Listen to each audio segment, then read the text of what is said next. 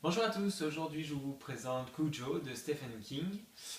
Donc c'est l'histoire en fait d'une femme et de son fils qui vont rendre une voiture qui pose problème chez le mécanicien alors que le mari de la femme est en déplacement et qui se retrouve coincé dans la voiture qui refuse de démarrer au milieu d'un patelin où en fait l'homme, le garagiste, s'est fait dévorer par son chien qui a la rage. Et donc elle et son fils doivent tenir dans la voiture sous un soleil de plomb en plein été, alors que le chien agresse et tue tous ceux qui approchent. Voilà.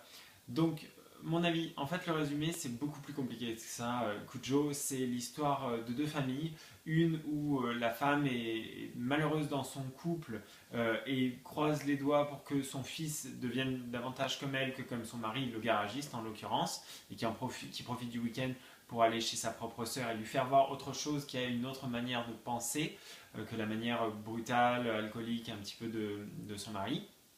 Et l'autre histoire, en fait, c'est le couple dont le mari est en déplacement a appris que sa femme l'avait trompé et le vit très mal et se demande si il va rester en couple. Donc c'est très compliqué, c'est beaucoup plus que simplement le chien, même si c'est très bien tourné, hein, c'est un monstre hein, tout simplement. L'histoire est très complexe parce qu'il y a aussi un monstre dans le placard qui est... C'est bourré de métaphores. En fait, c'est un roman qui est bourré de métaphores.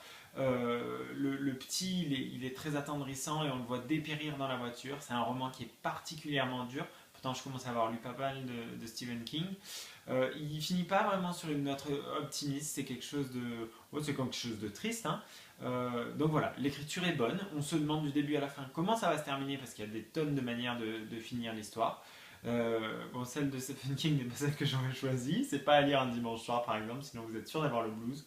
Mais c'est quand même bien écrit. Voilà. Mais ce sera pas mon Stephen King préféré parce que pour moi il perd un petit peu le côté fin heureuse, mais on retient une leçon qu'il arrive d'habitude à obtenir à mon sens. Voilà, c'était Cujo de Stephen King. Et moi je vous dis à bientôt pour un prochain bloguéo. Bye bye.